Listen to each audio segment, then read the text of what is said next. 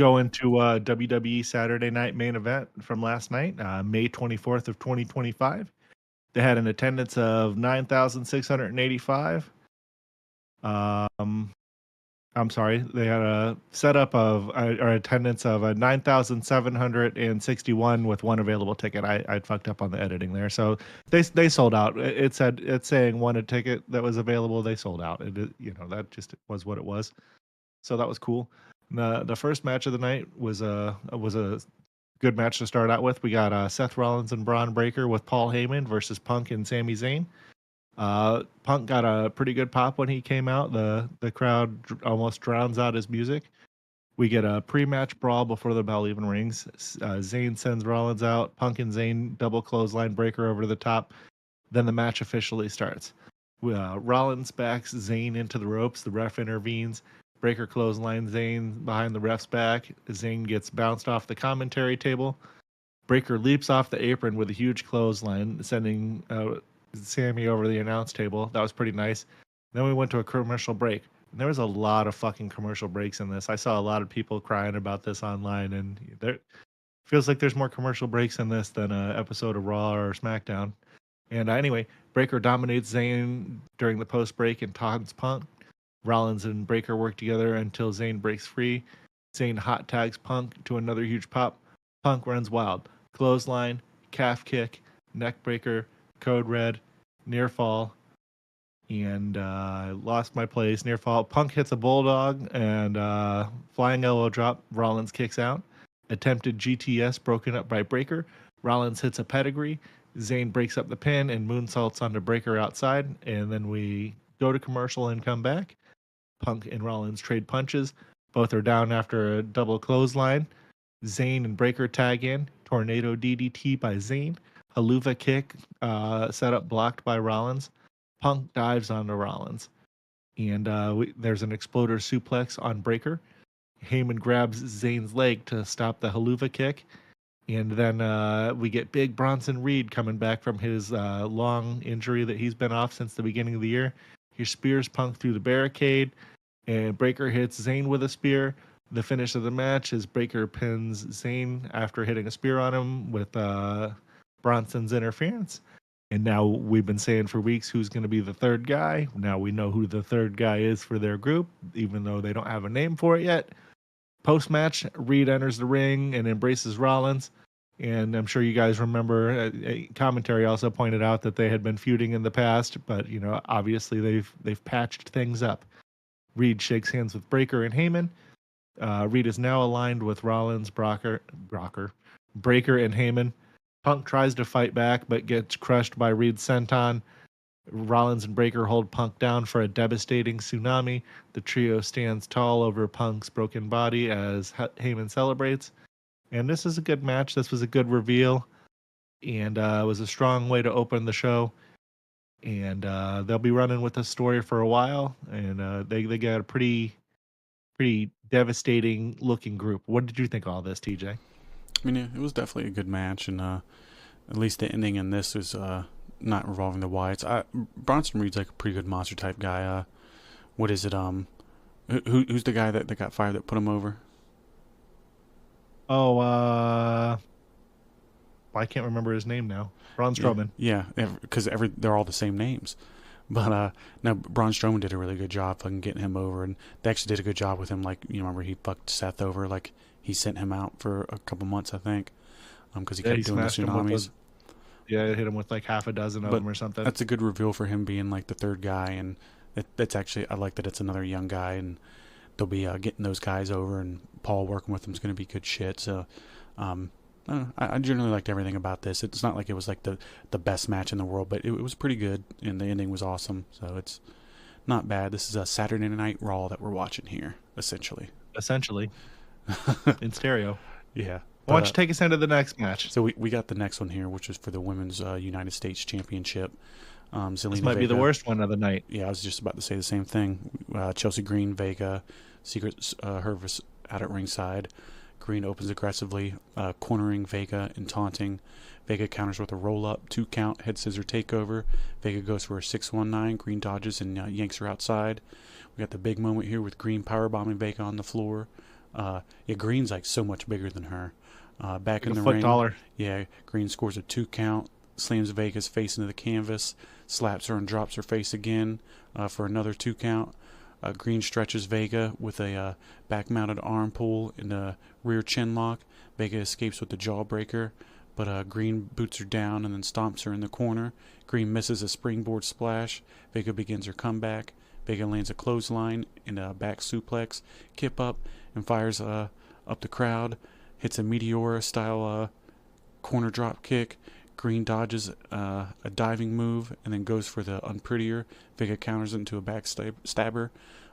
Vega lands an awkward-looking 619, kicks Chelsea in the nose and appearing to maybe break it. Definitely started bleeding real bad. Crowd Yeah. cools slightly. It's the worst 619 I've ever seen. I actually reposted a video of it in our Instagram stories. So if you're following us, go look at that today. It's fucking rough. Vega climbs, but Hour Fire distracts the referee. Piper Niven tries to interfere. Vega fends her off and hits a code red on the second rope. So Vega won by pinfall. Still champion. Post-match, Green's busted open from the nose, or on her nose, from the kick earlier, 619. And despite interference from the Secret Service, Vega survives and retains. It's probably the worst match of the night. Not much to say here. Vega's definitely not working out as a champ, and it's not like Chelsea Green's going to be getting exceptional matches. It's kind of what you expect from the older batches, chick matches that they used to have, that the newer ones to come in can do way better than. Right? I think that both of them can do better matches than this even. It just, for whatever reason, it didn't click this evening. I don't think they've ever had a match that's been that great. I just don't think they click. Yeah, it could just be the they don't have a good in-ring chemistry. Yeah. Yeah. But we Well, I'll go for it. take us into this next one here. We got this is actually a match that I was a little bit excited for. We got a non-title match of John Cena versus R-Truth, also known as Ron Cena for the purposes of this evening. Cena comes out. He does his usual current Cena entrance with lackluster, no color, just real monotone, getting on out there. And then, he gets in the ring and his music ends.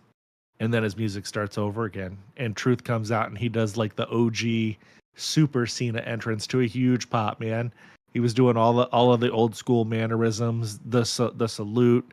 He pulls the little towel out before he does the salute and tells the camera, "Let's go to work," like Cena used to do, and does the full-on run to the ring, dive into the ring, hitting the ropes, throwing the hat out to the crowd, hitting the that timed 3-finger Cena pose to the music. I mean, he did everything. And then as soon as the match starts, Cena instantly floors him, like kind of mid, still doing some Cena stuff with a clothesline. And Cena dominates the match early, punches in the corner, hard Irish whip, picks up R-Truth's earrings off of the mat and throws them back at him, because I guess some of his earrings either ripped out or fell out or something. I'm not too sure. He hits a suplex powerbomb and a 5-knuckle shuffle. Cena lifts Truth for the AA and Truth counters. Truth hits 2 diving shoulder tackles, the back suplex powerbomb. Boom.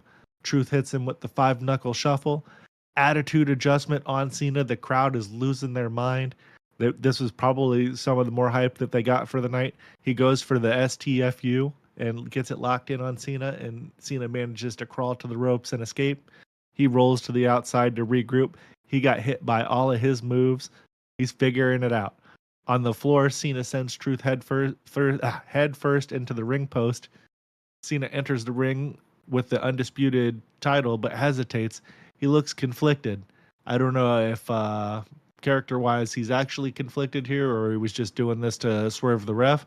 Hands the belt to the ref. The ref goes to get rid of it, and while his back turns, he instantly kicks Truth in the nuts. Immediately hits him with an AA and pins him. Cena wins after the low blow in the AA. The winner is John Cena. His music hits. He tells the production crew to cut his music, smashes R-Truth with the championship belt, and leaves with the title. It was not a terrible match. I was entertained by Truth's antics. What did you think of this, TJ? I mean, it was quick, so there's really nothing bad to say. And they didn't really have a good match, but they just got their little spots in, and the crowd was hot for it. So, I mean, it worked, and said they had a match, and I'm sure they'll sell a whole bunch of Ron Cena shirts if they're out there. And Yeah, I kind of want one. They are up on WWE Shop right now. Not that we're sponsored by them or anything, but no. cool shirt. But no, I mean it wasn't bad. It happened, and I wasn't upset over it at all. It was pretty quick. It's exactly what I expected it to be. Yeah. We can go ahead to the next one. The steel cage match between Drew McIntyre and Damian Priest. You know why they call him that, right? The backstage segment, but why do they call him that? Because his sack covers the entire place. That's at least what Core was telling me. Oh wow. Yeah. Wow. That's something. Yeah, it's something else. But so it was what did we skip there? We had that backstage segment with Jey Uso and John Cena before this match. Okay, you go ahead and talk about it then. Yeah, so the World Heavyweight Champion Jey Uso is seen walking backstage. He crosses paths with John Cena. Cena acknowledges it's been a while. Uso reminds Cena the last time that they saw each other, he was eliminating him at the Rumble. Cena sarcastically appreciates the memory, and he teases the idea of meeting Uso again soon. Brings up Uso's legacy as part of wrestling's most prestigious family. He mocks the idea of Uso potentially losing the world title to Logan Paul. Jokes that if his own time runs out, the only champion left might be a YouTuber. That would ruin wrestling. So Cena is basically applying more pressure on tonight's match. He ends the segment with a sarcastic good luck, noting that he'll be watching closely. And then, yeah. Yeah, then we go to the steel cage match that we talked about between Drew and Priest. So the match begins before the bell. McIntyre jumps Priest at ringside, tosses 2 chairs into the ring, then slams the cage door shut to start the bout. Then we get early offense with Priest trying to smash Drew into the cage, gets blocked. McIntyre turns it around with a chop and lawn darts Priest into the cage wall. Priest rebounds with a flatliner and a super kick, attempts a South of Heaven. Drew elbows out. McIntyre sidesteps a charge and sends Priest into the cage again. We got a commercial break, then we come back from it. Then Priest is cutting McIntyre off mid-escape. Priest sets up a razor's edge off the top. McIntyre counters. Priest gets a face slammed into the cage and dropped. Then Priest hits a surprise Claymore kick and a South of Heaven near fall. Priest climbs over the cage. McIntyre meets him. Superplex from the top of the cage. McIntyre fires up. Claymore kick. Priest barely kicks out. Yeah, there was a couple points where you thought that he was going to lose here. Yeah. We get a brawl at the center of the ring. Priest lands a forearm and a corner diving elbow. McIntyre goes for a second Claymore. Priest holds the ropes and rolls him up for a 2 count. McIntyre hits a South of Heaven himself and another pinfall, near fall. McIntyre unleashes chair shots to Priest's back, wedges a chair in the corner and sets Priest up for a Claymore into the chair. Priest dodges. Priest slams the chair into McIntyre's throat. Priest goes extreme, hits a South of Heaven, then sets up a concerto to McIntyre's head on the chair, crushes him. Commentary referenced Edge taught him that because, they turned on Edge, the original guy that started the Judgment Day. So the finish, Priest exited through the cage door, pausing to look back before stepping down. And he won when he stepped out. And it's funny, what's his face? The governor, old Jesse Ventura. Yeah, he did not like that. He was like, "Oh, what? You can just walk out. You can't walk over." It's like, yeah, they've been walking out for forever, man. A long time. You usually just have to get them to unlock it for you. Unless he shit all over the finish, and he talked over the announcers the whole night. I don't know how many more times that they'll be bringing him back unless he's under contract and they have to. Yeah, like when they were announcing the people coming out, he was talking over them. Like every time when they were doing that, like Jey Uso, Logan Paul, all that. But it was a decent match. Like we said, they actually had you thinking maybe they were going to lose here and there a couple different times, and hopefully this is the end of their feud. But I don't know what Priest is going to go on to next. Well, they were saying that McIntyre is going to be gone for a while, hurt. And the concerto was like how they were writing him off TV. He was saying in an interview with he had an interview with an Orlando newspaper a day or two ago, and he was talking about he can't turn his head all the way to the left right now, just shit like that. So, speedy recovery to him. It was a good match, and hopefully he's back 100% soon because he's been doing pretty good shit lately. Yeah, there's just got so many good guys that there's only so much room for the main event programs, Right, and this will give other dudes a chance to be able to step up and fill the slot that he's been occupying for a while. So, but overall, it was good. I enjoyed it. It's nice to have the cage match, and like Jesse kept saying, you wouldn't get a cage match on NBC back in the day. Definitely not. They're too violent for them. I was kind of surprised that we didn't get any color in that match. The only color we got any was poor Chelsea Green. Yeah, and that wasn't intentional. But hopefully her nose not broken. But I think what I was reading earlier is that they did say that it is. But so speedy recovery there. Yeah, and we'll go into the next one after that. It was Jey Uso versus Logan Paul, and there was only 10 minutes left on the broadcast, so they started quick with a basic lockup from headlock from Jey, and Logan leapfrogs and hits a blockbuster plus a kip up. Jey rolls outside. Logan hits a plancha. They hit a commercial pretty quick after the match started. And then we come back from break, and Uso hits a step-up enziguri with a running hip attack for a near fall. Goes for an Uso splash. Logan gets the knees up. Rolls for 2. Paul gains momentum. Fireman's carry takedown plus lion salt attempt. Jey blocks with the knees. Jey hits a pop-up Samoan drop with the 2 count again. Logan rips off the turnbuckle pad as Jey tries to pull him back. Jey sends Paul over the top and goes for a suicide dive, but gets clocked with the loaded right hand. Paul follows up with the buckshot attempt. Jey super kicks him. We get a near fall. The crowd chants, "This is awesome." Paul dodges a spear but sends Jey into the exposed turnbuckle. He hits another loaded right hand. Jey kicks out. Jey recovers, hits a super kick in an Uso splash, and John Cena pulls the referee out while he tries to count him. Cena beats Jey down until Cody Rhodes returns. He gets a big pop.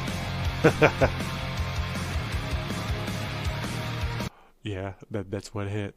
Now, I was surprised. Yeah, I knew that he was going to be coming back soon, but it was nice to see that it happened today, because they definitely need him on fucking SmackDown.